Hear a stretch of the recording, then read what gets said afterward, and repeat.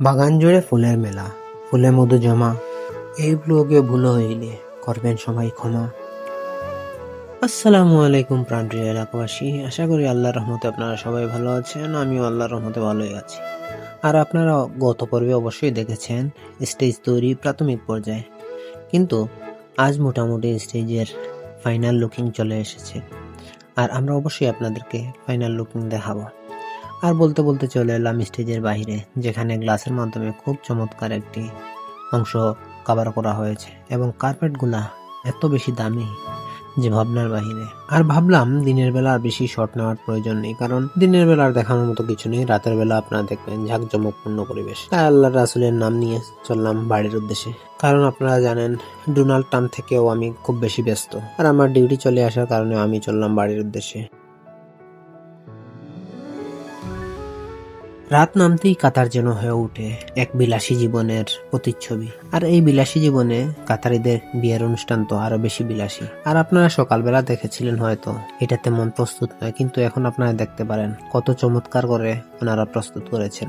চারিদিকে চেয়ার আর চেয়ার এবং কার্পেটগুলা দেখেন কতই চমৎকার। আর প্রথম পর্বে এবং সকালবেলা যে শট নিয়েছিলাম সেই শটগুলাতে আপনারা অবশ্যই দেখেছিলেন এইসব এত সাজানো গোছানো ছিল না, কিন্তু এখন আপনারা অবশ্যই দেখতে পাচ্ছেন কত সুন্দর চমৎকার লাইট, সোফার ডেকোরেশন এবং কার্পেটিং গুলা অতীব চমৎকার।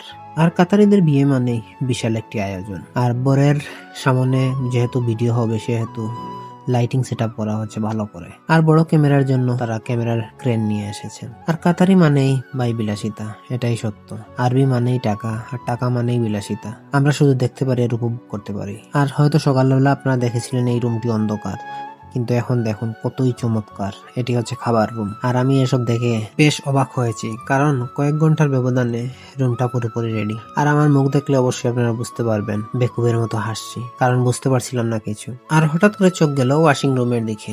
আমি তো অবাকই, কারণ সকালে এই সেট আপ এমন ছিল না। হঠাৎ করে কিভাবে এত চমৎকার করে তারা এই সেট আপ তৈরি করে দিল। আমি আসলেই চমৎকার। আর বেসিনগুলো বেসিন নয় রে ভাই, এগুলা শুধু টাকা আর টাকা। আর রুমটা দেখে আসলে অনেক বেশি ভালো লাগছিল। আর একটা জিনিস মনে হচ্ছিল, টাকা থাকলে সবকিছুই সম্ভব এবং যে কোনো সময়। কারণ সকালবেলা দেখে গেলাম কি ধ্বংসস্তূপ, আর এখন সাজানো গুজানো একটি বাগান।